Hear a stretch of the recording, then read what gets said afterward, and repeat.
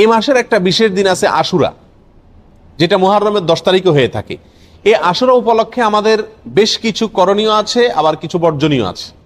করণীয় কাজ কি সে বিষয়ে বলার আগে বলতে চাই, নবী করিম সাল্লাল্লাহু আলাইহি সাল্লাম মক্কা থেকে যখন মদিনায় হিজরত করে আসলেন, তিনি দেখলেন যে মদিনার মানুষেরা, ইহুদিরা, মদিনায় ইহুদিদের বসবাস ছিল, তাদেরকে তিনি দেখতে পেলেন যে তারা আশুরার দিন অর্থাৎ মুহররমের 10 তারিখে রোজা রাখে। তখন নবী করিম সাল্লাল্লাহু আলাইহি সাল্লাম তাদেরকে জিজ্ঞেস করলেন যে তোমরা এই দিনে রোজা রাখো কেন, রহস্য কি, কি কারণে রোজা রাখো? তখন ইহুদিরা নবী সাল্লাল্লাহু আলাইহি সাল্লামকে জবাব দিলেন যে এই দিনে আমরা রোজা এই জন্য রাখি যে এই দিনে আল্লাহ সুবহানাহু ওয়া তাআলা তার নবী, আমাদের নবী অর্থাৎ বনী ইসরাঈলের নবী, ইহুদিদের নবী মুসা আলাইহিস সালামকে এবং তার জাতি বনী ইসরাঈলকে আল্লাহ তাআলা মুক্তি দিয়েছেন। ফেরাউনের অধীনে তারা কৃতদাস হিসাবে দীর্ঘদিন বন্দী ছিলেন, জুলুমের শিকার ছিলেন। আল্লাহ তাআলা তাদেরকে মুক্তি দান করেছেন, ফেরাউনকে ডুবিয়েছেন, সমুদ্রে ফেরাউনকে ডুবিয়েছেন, আর মুসা আলাইহিস সালামকে এবং বনী ইসরাঈলকে আল্লাহ তাআলা রক্ষা করেছেন। তাহলে বনী ইসরাঈল জাতির প্রতি, মুসা আলাইহিস সালামের প্রতি আল্লাহ তাআলা অনুগ্রহ নাজিল করেছেন, তাকে এবং তার জাতিকে স্বাধীনতা দিয়েছেন, মুক্তি দিয়েছেন। আর সেই জন্য আমরা তার উম্মত হিসাবে শুকরিয়া আদায় করে এই দিন রোজা রাখি। নবী করিম সাল্লাল্লাহু আলাইহি সাল্লাম তাদের এই কথা শুনে বললেন, নাহনু আহাক্কু বিমূসা, তোমরা মুসা আলাইহিস সালামের অনুসারীর দাবি করো ঠিক আছে, কিন্তু মুসা আলাইহিস সালামের অনুসারী হিসাবে তোমরা যত না সত্য, তার চাইতে বেশি সত্যবাদী অনুসারী হিসাবে আমরা। অতএব মুসা আলাইহিস সালামের প্রতি আল্লাহর অনুগ্রহ নাজিল হয়েছে এই দিনে, সেই উপলক্ষে তোমরা যদি শুকরিয়া আদায় করে আল্লাহর কাছে রোজা রাখো, তাহলে আমাদের রোজা রাখার অধিকার আরো বেশি। এই নবী সাল্লাল্লাহু আলাইহি সাল্লাম তখন সাহাবা একরামকে বললেন যে তোমরাও কি করবে, আশুরার দিনে রোজা রাখবে, তবে ইহুদিদের সঙ্গে ব্যতিক্রম করবে। ইহুদিদের সঙ্গে কি করবে? ব্যতিক্রম করবে। আর ব্যতিক্রমটা হলো এই যে তারা একটি রোজা রাখে, আমরা দুইটা রাখবো। তারা রাখে শুধু আশুরার দিনে, আমরা রাখবো তার সাথে আরেকটা রোজা যোগ করে।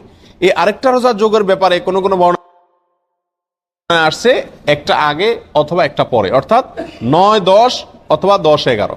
আশুরা তো 10 তারিখের রোজা, তার সাথে একটা আগে অথবা পরে যে কোনো একদিনের একটা রোজা যোগ করে হয় 9, 10 আর না হয় 10, 11 রাখার জন্য বলা হয়েছে। যদিও সেই হাদিসকে ওলামা একরামের কেউ কেউ সহিহ বলেছেন, কেউ কেউ যঈফ বলেছেন। তবে নবী করিম সাল্লাল্লাহু আলাইহি ওয়াসাল্লাম তার মৃত্যুর আগের বছর বা তিনি তার মৃত্যুর বছর বলেছিলেন যে আল্লাহ যদি আমাকে আগামী বছর হায়াতের বাঁচিয়ে রাখেন, আমি যদি বেঁচে থাকি, তাহলে লাসুমান্নাত তাসিআ ওয়াল আশিরা, তাহলে আমি আগামী বছর মুহররম আসলে, আশুরা আসলে 9 এবং 10 2 দিন রোজা রাখব।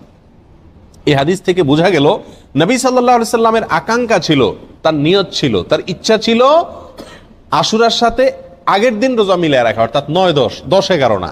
এই জন্য ওলামা একরাম বলেন সবচেয়ে উত্তম হলো আশুরা উপলক্ষে একজন মুমিনের জন্য 2টা রোজা রাখা। আর সে 2টা রোজা হলো কোনটা? 9 এবং 10। কথা বোঝা আসছে?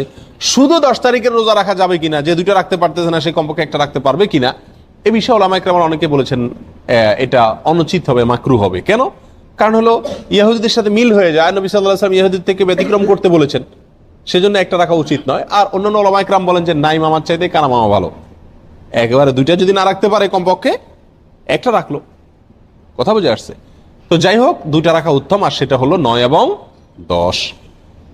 নবী সাল্লাল্লাহু আলাইহি সাল্লাম আশুরার রোজার ফজিলত তালাশের জন্য, এই রোজার ফজিলত অন্বেষণের জন্য যত চেষ্টা করতেন, রমজানের ফরজ রোজার পরে অন্য কোন নফল রোজার ব্যাপারে, নফল রোজার ফজিলত আহরণ করার ব্যাপারে এত বেশি চেষ্টা তিনি করতেন না বলে হাদিসে প্রমাণিত। এক বর্ণনা আসছে, নবী সাল্লাল্লাহু আলাইহি সাল্লাম বলেছেন, আবু হুরায়রা রাদিয়াল্লাহু তাআলা বর্ণনা করছেন হাদিসটি, যে নবী সাল্লাল্লাহু আলাইহি সাল্লাম ইরশাদ করেছেন, সিয়ামু ইয়াউমি আশুরা আহতাসিবু আলাল্লাহি আন ইউকাফিরা সানাতাল্লাতী ক্বাবলা, আশুরার দিনে যদি কেউ রোজা রাখে, আল্লাহর প্রতি আমার ধারণা হলো আল্লাহ তাআলা তার পিছনের 1 বছরের গুনাহ মাফ করে দিবেন। ছোট ছোট যে অপরাধগুলো হয়ে থাকে এগুলো আল্লাহ তাআলা মাফ করে দিবেন যদি কেউ কি রাখে, আশুরার রোজা রাখে। প্রিয় ভাইরা, এই রোজার এত বেশি গুরুত্ব যে মদিনাতে সাহাবায়ে কেরাম ফরজ রোজা ছাড়া অন্য কোন নফল রোজার জন্য নিজের শিশুদেরকে রোজা রাখাইতেন না, বা রাখাইতেন বলে জানা যায় না, কিন্তু আশুরার রোজা তাদের ছোট ছোট শিশুদেরকে দিয়ে রাখাইতেন। এবং শুধু রাখাইতেন তা নয়, বাচ্চারা যাতে রোজাটা রাখতে পারে, যাতে ক্ষুধার তাড়নায় ভেঙে না ফেলে, সেজন্য তাদেরকে খেলনা ইত্যাদি দিয়ে ভুলায় রাখতেন। এইসব কিছু থেকে আশুরার রোজার গুরুত্ব একজন মুমিনের কাছে পরিষ্কারভাবে ফুটে ওঠে। এই জন্য ভাই, মুহররমের 10 তারিখে আমরা কি রাখবো? ইনশাআল্লাহ রোজা রাখবো, আর তার সাথে 9 তারিখ মিলিয়ে রাখবো। বাংলাদেশে যারা আছেন তারা বাংলাদেশের আকাশে যেহেতু একদিন পরে চাঁদ দেখা যায় সৌদি আরবের পরে, আমাদের ভৌগোলিকভাবে আমাদের অবস্থানের কারণে একদিন পরে যেহেতু আমাদের আকাশে চাঁদ দেখা যায়, সেহেতু আমরা এদেশের একদিন পরেই সাধারণত কি রেখে থাকি? আপনার আশুরা রোজা রেখে থাকি। আল্লাহ তাআলা আমাদের সকলকে আমলটা করার তৌফিক দান করেন। প্রিয় ভাইরা, এই ঘটনা থেকে, এই আলোচনা থেকে আমরা জানতে পারলাম আশুরা এটা একটি বিজয়ের দিন। আশুরার দিনটা একটা কিসের দিন? বিজয়ের দিন, একটা মুক্তির দিন। কার মুক্তির দিন? মুসা আলাইহিস সালামের। কার বিজয়ের দিন? মুসা আলাইহিস সালাম এবং বনী ইসরাইলের। আল্লাহর একজন উলুল আজম নবী, একজন সিনিয়র একজন নবী মুসা আলাইহিস সালামের বিজয়ের দিন, তার প্রতি আল্লাহর রহম নাজিলের দিন, মুক্তির দিন, ঠিক কিনা? এবং সেই হিসাবে আমরা বলতে পারি এটা একটি মূলত সুখের দিন। একটি কিসের দিন? সুখের দিন। বিজয়ের দিন হিসাবে কি? সুখের দিন। আর এই জন্য তো শুকরিয়া আদায় করে রোজা রাখতে হয়। কিন্তু আমাদের দেশে শতকরা 99 জন মানুষ আশুরা বলতে জানে এটা হলো শোকের দিন, সুখের উল্টা শোকের দিন, ঠিক না? ঠিক। আমাদের দেশে মানুষ জানে আশুরা মানে কারবালার দিন। আশুরা মানে কিসের দিন ভাই? কারবালার দিন। আশুরা আসলে মানুষ জানে যে এই দিনে কারবালা একটা নির্মম হত্যাকাণ্ডের ঘটনা ঘটেছিল, এটা মানুষ জানে। কিন্তু এর পিছনের যে ইতিহাস, এর যে আরো গোড়ার ইতিহাস, এর যে মূল এবং আসল ইতিহাস, মুসা আলাইহিস সালামের বিজয়ের ঘটনা, সেটা আমাদের দেশে মানুষ কি করে না? জানে না। প্রিয় ভাইরা, এই দিনটিতে বিজয় হয়েছিল মুসা আলাইহিস সালামের, সেটি হলো এই দিনের মূল ঘটনা, আসল ঘটনা। আর সেই ঘটনাকে কেন্দ্র করেই নবী সাল্লাল্লাহু আলাইহি ওয়াসাল্লাম রোজা রাখতে আমাদেরকে কি করেছেন? নির্দেশ করেছেন। সেটা আমাদের জন্য পালনীয়। কিন্তু একই দিনে ঘটনাচক্রে আরেকটি দুর্ঘটনাও ঘটে গিয়েছিল। একটি নির্মম, পৃথিবীর ইতিহাসের নির্মমতম হত্যাকাণ্ড ঘটে গিয়েছিল।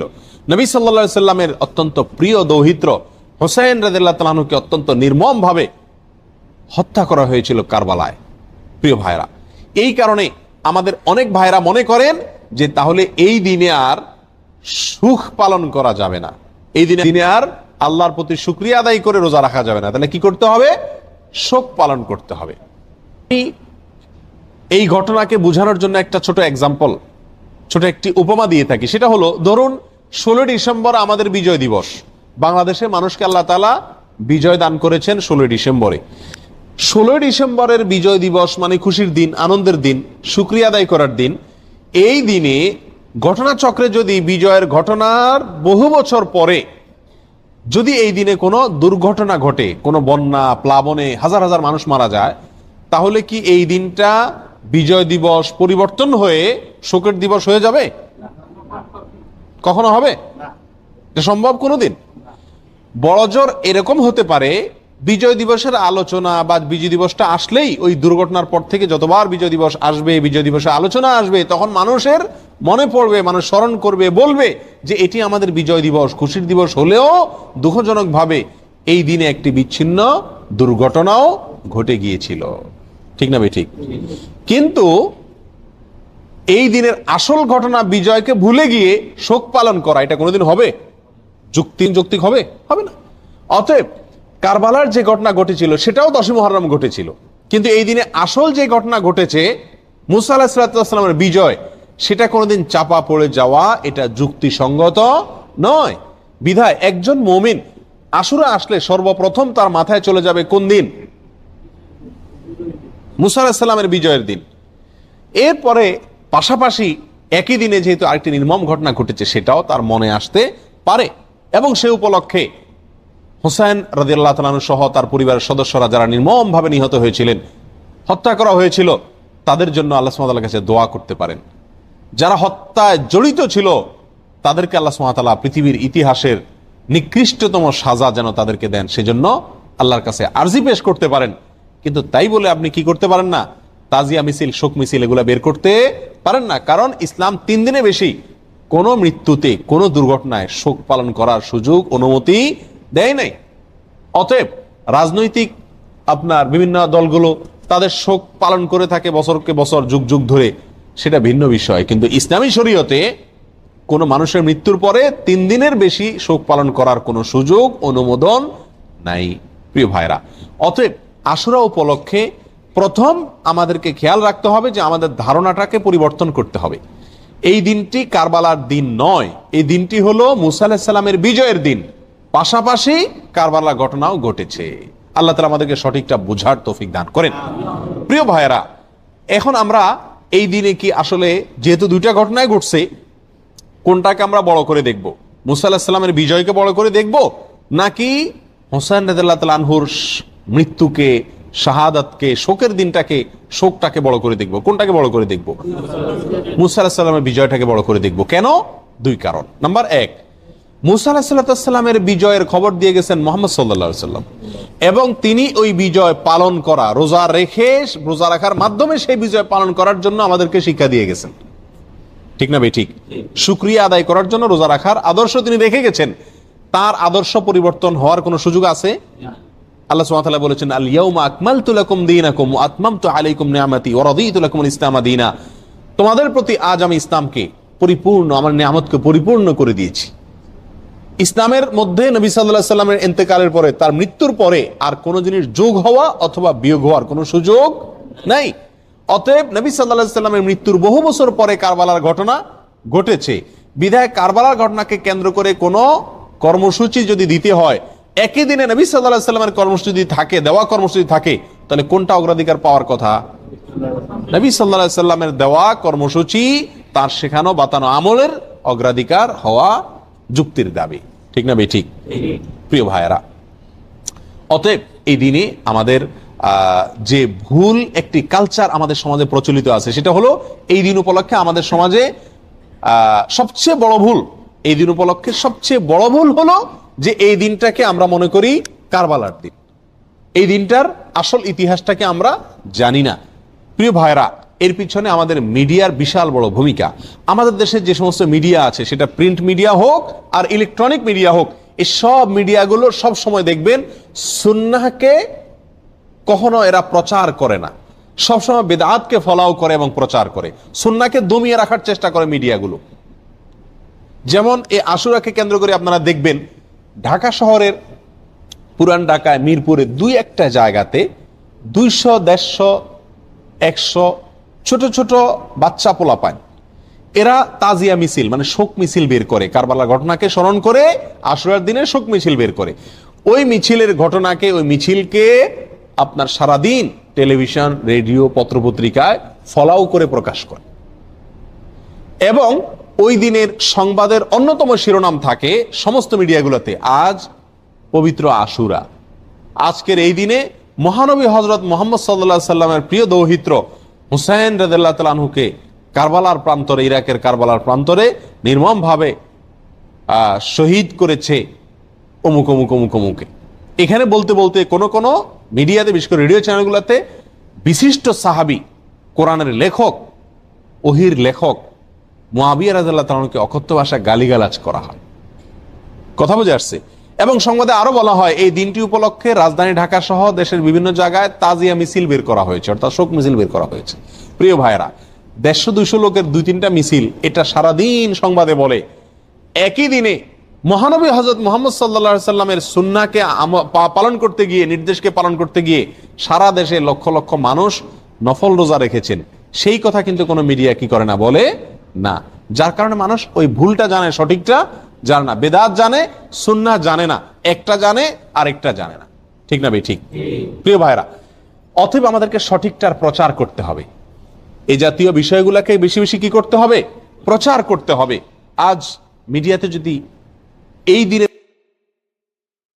মূল ঘটনা যেটি হাদিসে বর্ণিত হয়েছে সেটি যদি আসতো, পাশাপাশি কারবালা ঘটনাও আসতো, তাহলে সেটা কি ছিল না? দোষণীয় ছিল না। আল্লাহ তাআলা আমাদের সকলকে আশুরা উপলক্ষে যে সমস্ত ভুল ধারণা আছে, ভ্রান্ত ধারণা আছে, সেগুলোকে সংশোধন করবার তৌফিক দান করুন। আল্লাহ তাআলা আমাদের সকলকে আশুরা উপলক্ষে একমাত্র আমল হলো নফল রোজা রাখা। আর আমাদের তাজিয়া মিছিল যারা করে, তারা চাঁদা টাদা উঠায় ওই দিন ভালো করে আরো খিচুড়ি খায়। যেদিন হাদিসে নফল রোজা রাখতে বলছে, গানাই বন্ধ করতে বলছে, তারা ওই দিন আরো বেশি কি খায়? খিচুড়ি খায়। ডেক বসায় দেখবেন মনে মনে, এবং খিচুড়ি পাকায়, বিতরণ করে খায়। প্রিয় ভাইরা, এই দিনটি নফল রোজার দিন, এই দিনটি মুসা আলাইহিস সালামের বিজয়ের দিন, পাশাপাশি একটি নির্মম ঘটনার দিন। কোন মুমিনের জন্য এটা কষ্টের কারণ না হয়ে থাকতে পারে না। নবী সাল্লাল্লাহু আলাইহি সাল্লামের প্রিয় নাতিকে নির্মমভাবে হত্যা করা হয়েছে সপরিবারে, এই ঘটনায় ব্যথিত না হয়ে কোনো মুমিন থাকতে পারে না। অথবা আমরা সকলেই ব্যথিত, আমরা আল্লাহর কাছে বিচার চাই হত্যাকারীদের, আল্লাহর কাছে মর্যাদা চাই নিহতদের। কিন্তু তাই বলে নবী সাল্লাল্লাহু আলাইহি সাল্লামের বাতানো আমল, আদর্শ, সুন্নাহ সেটা চাপা পড়ে যাবে, ভুলে যাব আমরা। এর চাইতে জুলুমের কথা, এর চাইতে অবিচারের কথা আর কিছুই হতে পারে না। আল্লাহ তাআলা আমাদের সকলকে মুহররম মাসের তাৎপর্য, করণীয়, আশুরার তাৎপর্য, করণীয়, ভুল ধারণাগুলোকে সংশোধন করবার এবং বর্জনীয় কাজগুলোকে ছাড়বার তৌফিক আল্লাহ তাআলা দান করুন। ওয়া আখিরু দাওয়ানা আনিল হামদুলিল্লাহি রাব্বিল আলামিন। তো তার অন্তর না গলে পারে না। ইস্তেগফার সম্পর্কে কোন কোন হাদিসের ভাষ্যের মধ্যে মান লাজিমাল ইস্তেগফার ভাষ্য এসেছে, অর্থাৎ যে ব্যক্তি ইস্তেগফারকে আঁকড়ে ধরবে, এটাকে কন্টিনিউয়াসলি করবে, ইস্তেগফার কখনো ছাড়বে না, সবসময় তার মধ্যে ইস্তেগফার অব্যাহত থাকবে, ওই ব্যক্তিকে আল্লাহ রাব্বুল আলামিন বিভিন্ন পেরেশানি থেকে সারপ্রাইজড হওয়ার মতো এমন এমন পথ বের করে দিবে যে সে চিন্তাও করে নাই। তার পেরেশানি থেকে মুক্তির পথ আল্লাহ তাআলা দেখায় দিবেন। ইস্তেগফার কিভাবে করবেন ভাই? ইস্তেগফার এমন একটা আমল, এটা ছাড়া তো আমাদের উপায় নাই ভাই। ইস্তেগফার আমাদের দুনিয়ার পেরেশানি দূর করবে, আখিরাতের পেরেশানি দূর করবে। দুনিয়ার পেরেশানি আমাদের বিপদ আপদ, মুসিবত, এগুলো, রিজিকের অনটন, অভাব, এগুলা। আর আখিরাতের পেরেশানি হলো আমাদের পাপ, গুনাহ, এগুলা।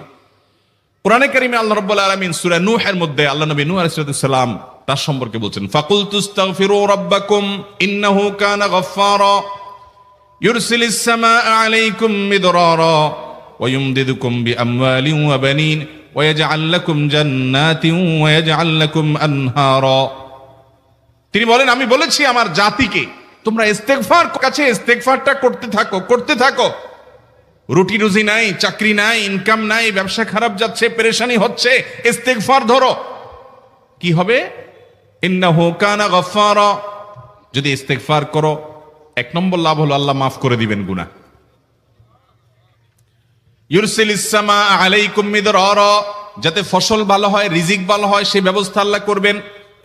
ওয়া ইউমদিদুকুম বিআমওয়ালিন ওয়া বানিন, ছেলে মেয়ে হয় না অথবা ভালো ছেলে মেয়ে নাই, আল্লাহ তাআলা নেক সন্তান দিয়ে তোমাকে শক্তিশালী করবেন, সম্পদ দিয়ে শক্তিশালী করবেন। ওয়া ইয়াজআল লাকুম জান্নাতিন ওয়া ইয়াজআল লাকুম আনহারা, আল্লাহ তাআলা প্রসবন দিবেন, ফসল দিবেন, বরকত দিবেন রুজিতে। কিসের মাধ্যমে? ইস্তেগফার। কিসের মাধ্যমে ভাই? ইস্তেগফার। আহা, ইস্তেগফারের আমল আমাদের দেশে মানুষ আমরা জানি না ভাই। এটাও আরবদেরকে আমি দেখেছি, সারাক্ষণ তারা অবসর সময়গুলোতে ইস্তেগফার করতে থাকে। আস্তাগফিরুল্লাহ ওয়া আতুবু ইলাইহি, আস্তাগফিরুল্লাহ, আস্তাগফিরুল্লাহ। মানে কি? আল্লাহর কাছে আমি ক্ষমা প্রার্থনা করি, আল্লাহর কাছে আমি মাপ চাই, আল্লাহর কাছে আমি তওবা করি, আল্লাহর দিকে আমি ধাবিত হই, আল্লাহর কাছে আমি ফিরে যাই। আস্তাগফিরুল্লাহ, আস্তাগফিরুল্লাহ। আপনি বসে আছেন নিরিবিলি, ভাইরা আমার, এখন আর নিরিবিলি বলতে কোনো সময় নাই, এখন আর ফ্রি টাইম নাই, এখন আর আমাদের অবসর টাইম নাই। আস্তাগফিরুল্লাহ কখন বলবো? মোবাইল টিপতে টিপতে টিপতে টিপতে, ফেসবুকের নোটিফিকেশন দেখতে দেখতে দেখতে, লাইক কমেন্ট গুনতে গুনতে আমাদের এখন কোনো ফুরসত নাই। বাহিরে তো নাই, টয়লেটে গেলেও তখন আমাদের ব্যস্ততা মোবাইল নিয়ে, ফেসবুক নিয়ে, ঘুমাইতে গেলেও আমাদের ব্যস্ততা। ও ভাই আমার, অথচ আমার হায়াত শেষ হয়ে যাচ্ছে, আমল নামার শূন্য খালি, ফেসবুক টিপাটিপিতে পরিপূর্ণ। আল্লাহর কাছে কি নিয়ে যাবেন?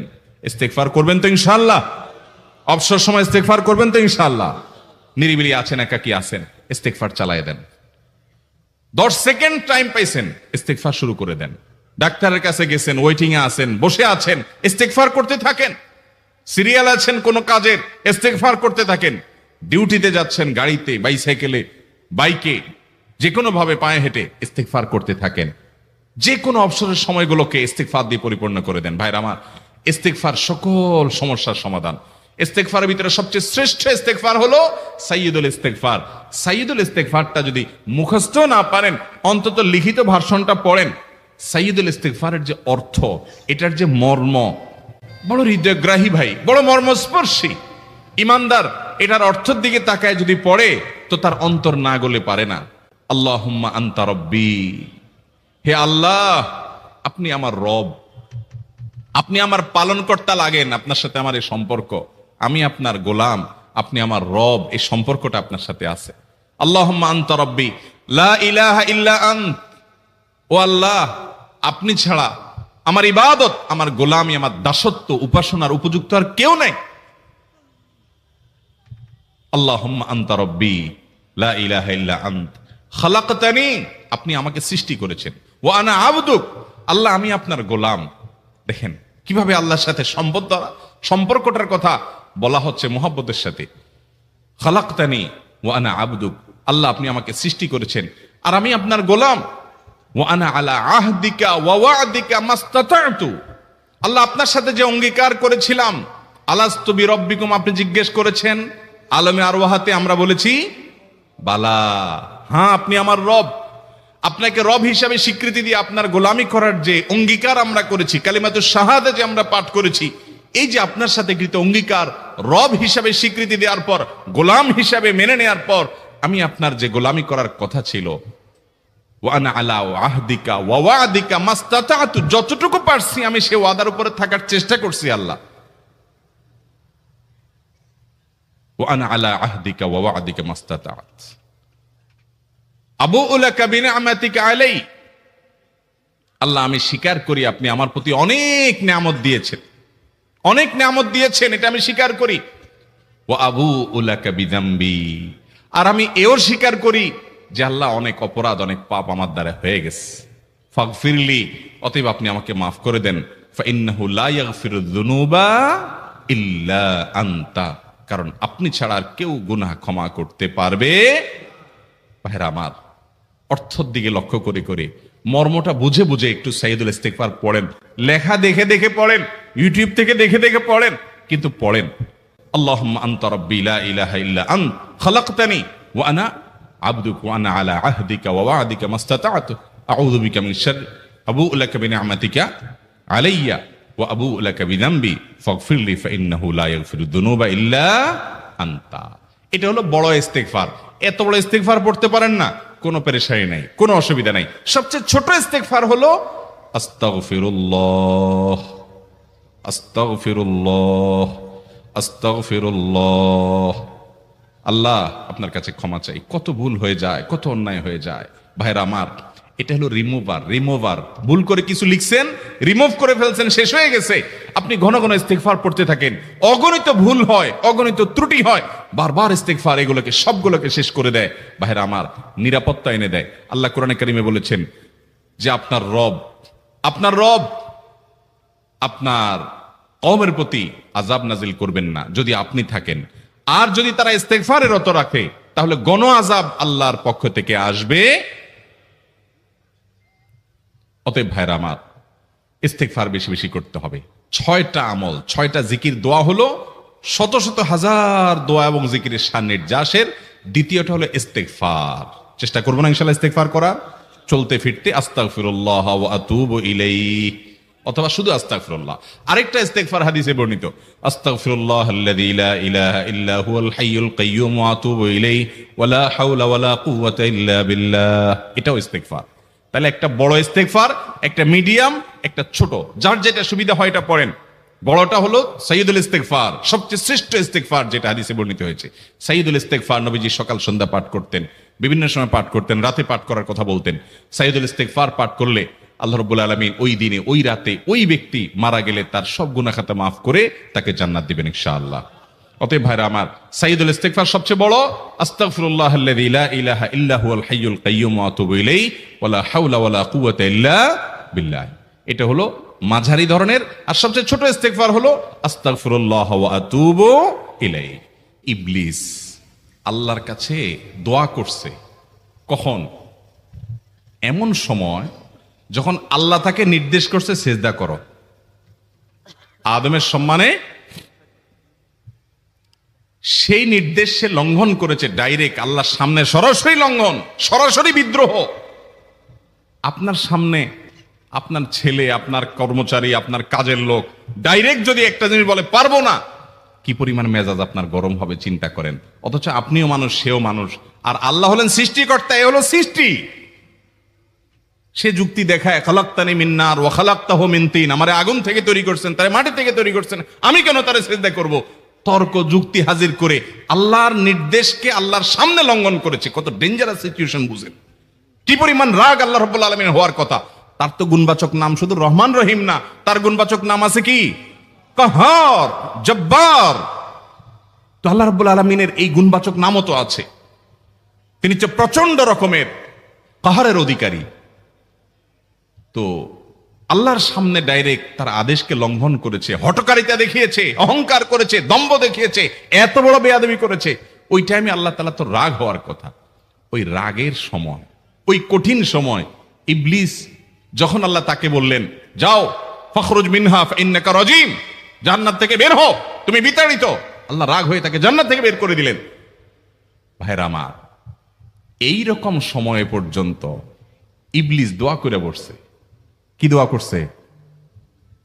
রব্বি আনজিরনি ইলা ইয়াউমি ইউবআসুন, আল্লাহ আমাকে সুযোগ দেন, কিয়ামত পর্যন্ত হায়াতটা দেন আমারে, দোয়া করে বসছে। কিন্তু আল্লাহ তাআলা কি করছেন? আল্লাহ বলছেন, তো বড় সাহস তোর, বেটা মাত্র সিজদা করতে বলছেন করলি না, কমবখত, আবার দোয়া করস? আল্লাহ সেটা বলেন নাই। আল্লাহ কি করছেন? ইন্নাকা মিনাল মুনজারিন, যাও তোমাকে সুযোগ দেয়া হলো। সুবহানাল্লাহ।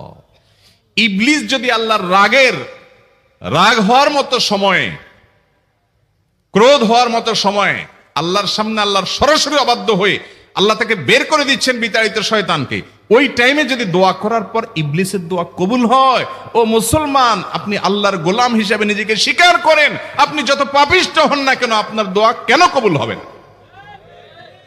আল্লাহর কাছে দোয়া করবো না ইনশাআল্লাহ? ইবলিসই আমাদেরকে বুঝায়, ফুসলায়, তুই কোন মুখে দোয়া করবি আল্লাহর কাছে? তোর নামাজের ঠিক নাই, তোর ইবাদতের ঠিক নাই, এত আকাম কুকাম করস ফেসবুকে, ইউটিউবে, তোর মতো 2 নম্বর একটা মানুষ, কোন মুখে আল্লাহর কাছে দোয়া করবি? থাক, দোয়া করিস না, আমি কেমনে এই মুখ নিয়ে দোয়া করবি? এটা যখন আপনার মনের ভিতরে আসে, তখন বুঝবেন যে মিস্টার ইবলিস অ্যাক্টিভ হয়ে গেছে আপনার শরীরে। কথা কি বুঝাতে পারছি? আল্লাহর কাছে দোয়া করবেন তো ইনশাআল্লাহ?